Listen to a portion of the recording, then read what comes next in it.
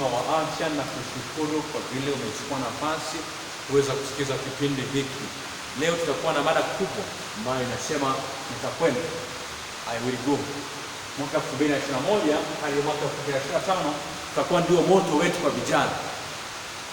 Huu ni moto kwa vijana. Biblia inasema vijana ndio wenye nguvu ambao wanaweza katika madaraka na mamlaka katika ulimwengu wa leo.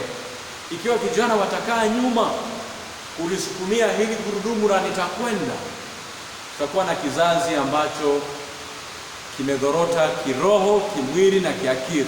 Kwa hiyo vijana ndio ambao wanahitaji kwenda kuwafanya wengine kusikiliza ujumbe ambao nitakwenda kukuelezea leo. Hutaelewa kwamba utakwenda wapi, lakini leo tutaangalia vipengele muhimu ambavyo tutakuwa tukizungumzia. Tutakwenda kuwafanya wengine waelewe ujumbe huu. Ndio moto wetu wa mwaka huu kwa vijana. Nitakwenda kuwafanya wengine waelewe ujumbe huu. Ni ujumbe gani huu ambao leo tutaenda kuangalia? Basi naomba unitegee sikio na kutazama uweze kunielewa. Nitakwenda, I will go. Nimesema tutakuwa na mada ambayo inasema nitakwenda kuwafanya wengine waelewe ujumbe huu. Ujumbe gani? Moja ya ujumbe ambao tutaenda kutazama leo ni ujumbe ambao unahusu vijana na rika zao, vijana na umri wao wa barehe, lakini pia na changamoto zao za ujana. Moja ya vitu ambavyo vinakula vijana ni starehe. Tutakwenda katika kundi la starehe. Moja ya vitu ambavyo vinawala vijana ni uzinzi. Tutaenda leo kwenye magesti huko ambako wanafanyia uzinzi. Lakini pia moja ya vitu vinavyokula vijana ni uvutaji wa sigara. Tutakwenda huko kwenye magenge ya sigara na magenge ya uvutaji wa bangi. Tutakwenda, ndio moto wetu kwa vijana. Kijana wewe unanitazama, tutakwenda kuwasaidia vijana wenzetu kuondokana na changamoto hiyo walio nayo. Huu ni ujumbe kwa vijana. Huu ni ujumbe wa vijana. Huu ni ujumbe kwa vijana. Kwa hiyo naomba tusiweze kushirikiana kwa pamoja kupeleka huu ujumbe ambao tumepewa na Mwenyezi Mungu, tuweze kupeleka, tuweze kuwasaidia vijana wenzetu waondokane na changamoto hii. Huu ni ujumbe kwa nini? Kwa vijana. Message to young people. Tutakuwa tukiangalia ni vitu gani ambavyo vinafanya vijana wengi leo kupoteza maadili na vitu vingine vinavyoondoa mvuto wao na dini zao. Dini zao zimewashindwa vijana wetu, zimetushindwa sisi vijana leo kwa sababu tumeacha vile ambavyo dini zetu zimetufundisha.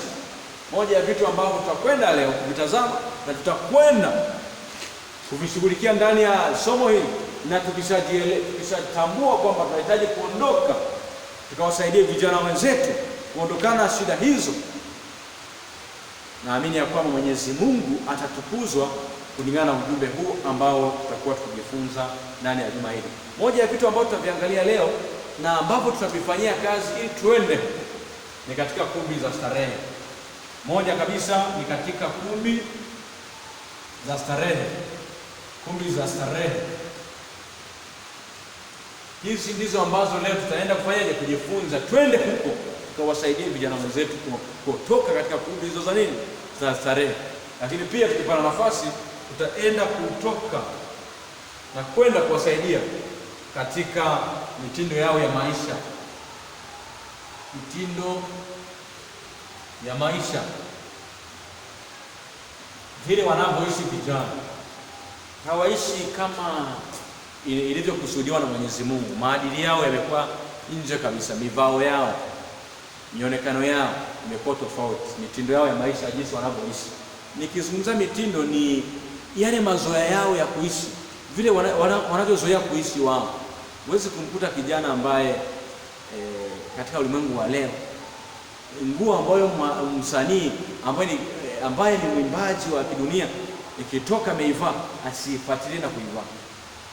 Viatu vyao wanavyovaa, wanaiga mitindo yao, wanavyovaa wasanii huo wanaiga. Sasa leo tunataka tuwasaidie vijana, tunatakiwa kwenda kuwasaidia kumbi za starehe, ndipo ambapo kuna vijana wengi na utitiri wa vijana wamejaa huko katika kumbi za nini? Za starehe. Message to young people, ujumbe kwa vijana ambao wanaishi katika umri wa rika zao za ujana. Biblia katika kitabu hiki cha Mhubiri 12 mstari wa kwanza anasema, mkumbuke Muumba wako siku za ujana wako, kabla hazijaja siku zilizo mbaya, ambazo hutasema sina furaha katika maisha haya ya ujana. Kwa hiyo tunahitaji kumkumbuka Muumba wetu katika siku za ujana wetu. Kwa hiyo tutakuwa tuna mada nzito kabisa ndani ya somo la leo. Message to young people. Tunaweza tukasema ujumbe kwa nini? Ujumbe kwa vijana.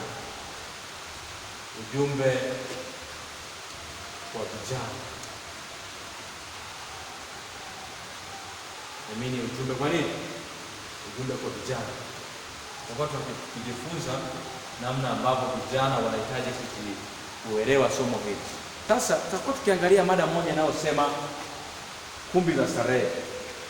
Mwandishi wa kitabu hiki cha Message to Young People ambacho kimefasiriwa kwa Kiswahili ameelezea namna kujenga mahusiano sahihi katika ujana, lakini pia amezungumzia namna ya maburudisho sahihi ambayo yanamhitaji kijana hata kiashiriki hawezi kumuondolea nini? Usikivu na Mungu wake, hawezi kuondoka na roho wa Mungu. Tutakuwa tukiangalia maburudisho ambayo shetani ameandaa ili kwa nini? Kuwaumiza vijana na kuwaua vijana katika maisha yao, maisha ya mivuto yao. Wanahitaji kuwa katika mtafakari Mungu maishani mwao. Anasema miongoni mwa maeneo, ukurasa wa 355 kitabu cha ujumbe kwa vijana, anasema miongoni mwa maeneo yenye anasa hatarishi sana ni majumba ya maonesho.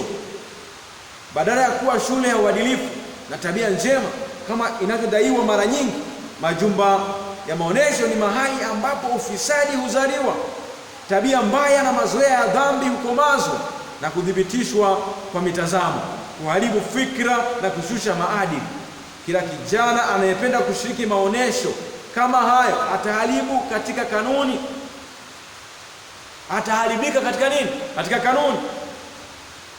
Anasema hakuna mvuto katika nchi yenye watu wenye nguvu kubwa zaidi katika kutia sumu katika fikra. Mwisho anasema utaleta kuathirika msimamo wa kidini na kuwafifisha hamu kwa ajili ya raha na utulivu na ukweli halisi wa maisha kuliko starehe za majumba ya maonesho. Kule kwenye majumba ya maonesho huwa kule tunakwenda kutazama vitu gani vijana wenzangu? Kule tunaenda kutazama vitu gani? Utagundua kwamba kule tunakwenda kwenye kumbi hizi kwenye nini? Kwenye kumbi hizi za maonesho za starehe, huwa tunachoenda kukitazama, hatuendi kumtazama Mwenyezi Mungu. Utagundua kwamba tunaenda kutazama kwenye kumbi za starehe, kuna vitu vingi pale, kuna mipira, si ndio? Kuna mipira, humo kuna nini? Kuna michezo nikimaanisha kucheza, lakini pia kuna vichekesho, kuna vichekesho na kadhalika. Katika kumbi hizi za starehe tunakwenda kujiburudisha, kuna kuangalia mipira, lakini vichekesho na kadhalika. Sasa mwandishi wa kitabu hiki anasema kwamba ikiwa vijana watajifunza kutoenda katika kumbi za starehe, wataadilisha akili zao. Watadilisha nini? Akili zao. Na burudani hizi zinaathiri uwezo wao wa kumfikiria Mwenyezi Mungu.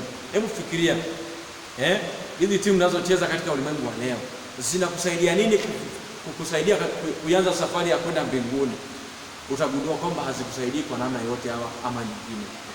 Mfano, mchezaji wa mpira ukajua thamani yake ya kulipa mshahara wake, inakusaidia nini wewe? Tumegundua vijana wengi katika ulimwengu wa leo wakijiingiza kwenye michezo hii na burudani hizi, mwenekuta kwamba wanapoteza nini? Wanapoteza mivuto yao na hata ya kidini. Ukurasa wa 354. Kitu kingine ambacho kinazungumziwa kabisa katika mitindo yao ya maisha ni uchezaji wa karakta. Uchezaji wa nini? Wa karakta. Karakta nao ni changamoto. Anasema uchezaji wa karakta unapaswa upigwe marufuku. Ushirikiano na ushawishi wa watu wasiomjua Mungu waweza kuwa hatarishi. Watu wasiomjua nani? Mwenyezi Mungu. Na wewe unayemfahamu nani? Mwenyezi Mungu. Unaweza kujikuta maisha yako yanakuwa nini? Hatarishi.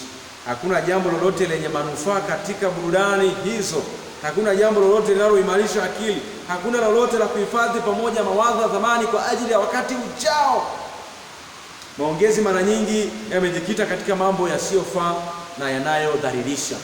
Na utagundua kweli katika michezo hii ya mipira, michezo hii ya karata, matusi, maneno yanayozungumzwa katika michezo hii, karata, vichekesho, ni maneno yasiyofaa. Niliwahi sikia siku moja katika kumbi za mipira, nasikia vijana wanazungumza kwamba lazima leo tumng'oe Simba, lazima leo tuwaoe. Anasema jinsia moja wanaoanaje hivi? Nikagundua kwamba haya maneno yanachochea nini? Yanachochea dhambi. Yaani jinsia moja kuoana tayari si maana yake yanachochea dhambi. Lakini pia katika vichekesho humo ndio kuna dharisho nini? Dhambi pia. Lakini pia katika karata, oya mwanangu, naomba utoe mavi, mwanangu lamba mavi. Lamba jembe. Sasa unaweza kulamba jembe kwa urimi. Hamuelewi zile lugha ambazo zinatumika katika nini? Katika uchezaji wa karata.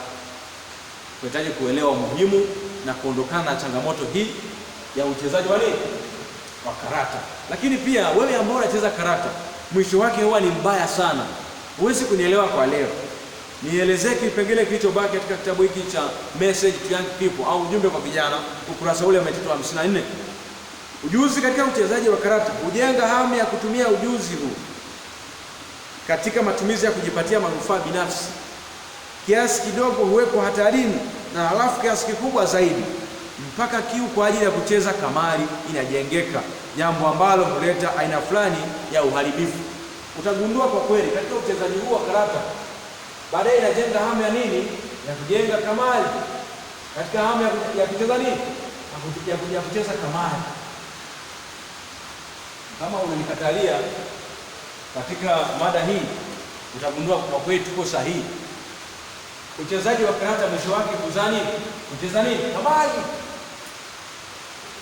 Na mwisho wake wa kamari nini? Kamari inaruhusiwa kitaifa, kitanzania. Kwa Tanzania yetu hii haturuhusiwi kucheza kamari, ni marufuku. Kwa nini walipiga marufuku? Vijana wengi wanakufa kule kwa sababu ya kamari hizi. Mwandishi wa kitabu hiki anasema ni wangapi wanaoshiriki burudani hizi? Wako wengi.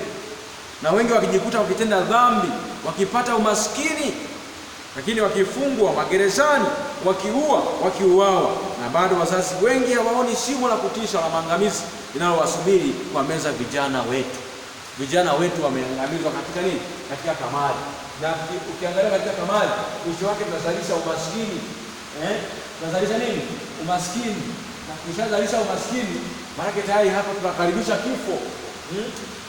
Tunakaribisha nini? Kifo. Na tukishakaribisha kifo, basi hakuna tumaini. Kitabu kile cha Wakorintho wa kwanza sura ya 10 mstari wa 31 anasema kila mtendapo neno lolote fanyeni kwa utukufu wa nani? Wa Mungu. Kuna utukufu hapa wa Mungu. Unapokuwa unacheza karata kamari, Mungu huwa hapatikani katika kumbi hizi. Hawezi kukaribia. Kwa hiyo Mungu atusaidie katika maisha yetu. Roho wa Mungu hawezi kukaa katika vipengele hivi. Shetani hawezi kukuambia ukacheze hiki akitegemea utapata baraka. Mwenyezi Mungu anataka leo tuweze kukaa kufikiria kwa undani zaidi kwamba tunahitaji kumwabudu yeye aliyeumba mbingu na dunia, ambaye anataka michezo yetu na burudani zetu ziweze kumtafakari yeye. Anasema michezo ambayo Mungu anaitamani ni michezo ile ambayo tukiingia katika michezo tunamheshimu Mwenyezi Mungu katika dua zetu, katika maombi yetu tunamwomba nani? Mwenyezi Mungu. Michezo hii haiwezi kufanya ukawa na ibada. Michezo hii Roho wa Mungu hawezi kukaa. Nabii wa Mungu Ellen G. White katika kitabu hiki cha ujumbe wa mwisho kwa vijana anaelezea kwamba Roho wa Mungu hawezi kupatikana katika kumbi hizi, lakini pia angeomba kwa vijana wengi wasife katika makumbi haya, katika kumbi hizi. Hivi ukifia katika kumbi za mipira, sijui kama Roho wa Mungu hakai maeneo haya. Mungu atusaidie sana katika maisha yetu tunapokuwa tukijifunza maeneo haya. Kitabu hiki cha Message to Young People kurasa 352 anasema wafuasi wa kweli wa Kristo watatoa kafara siku moja. Wataepuka kwenda katika maeneo ya matamasha ya kidunia kwa sababu Yesu haipo pale. Haleluya! Yesu haipo ni pale.